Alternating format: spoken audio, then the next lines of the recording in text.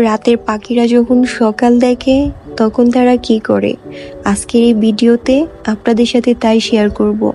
So hello everyone, আসসালামু আলাইকুম। আশা করছি সবাই ভালো আছেন। আলহামদুলিল্লাহ, আমরাও ভালো আছি। এটা হচ্ছে আমাদের গ্রামের বাড়ি, কিশোরগঞ্জ জেলা। আজকে আমরা চলে আসছি কঠিয়ার দিরে খেজুরের রস খেতে। তো আমরা গাড়ি থেকে নেমে একটু হাঁটতেছিলাম, হেঁটে খেজুর বাগানের পাশে একটা কলা বাগান ছিল, ওইখানে ঢুকে আমরা একটু ভিডিও করে নিলাম। আমার ভিডিওগুলো আমার বোনের মেয়ে করে দিচ্ছিল। তো যাই হোক, এখানে রসলা মামা চলে গিয়েছিল পানি আনতে, তাই ভাইয়া রস বিক্রি করতেছিল, দুষ্টুমি করতেছিল। তো মামা চলে আসছে, উনি পানি নিয়ে এসে গ্লাসগুলো একদম ক্লিন করে তারপর আমাদেরকে একদম টাটকা রসটা দিল।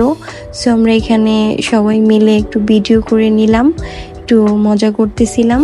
তো ভিডিও শেষে আমরা রসটা খেয়ে নিলাম, খুবই মজা ছিল, খুবই ভালো লাগছে। তো এখন আমরা বাসায় চলে যাব। আপু বলতেছিল বারবার গাড়ি নিতে, বাট আমরা মানা করতেছিলাম। তারপর আপু বলতেছিল রাতে প্ল্যান করে সকালেই ভুলে গেছো, বারবার ডাকতেছিলাম, আসতে তো চাওনি, এখন যেতে চাচ্ছ না।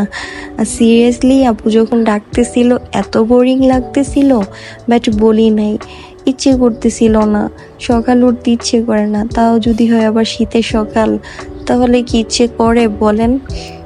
তো যাই হোক, এখানে এসে আমার এত ভালো লাগতেছে যে এখন যেতে ইচ্ছে করতেছে না।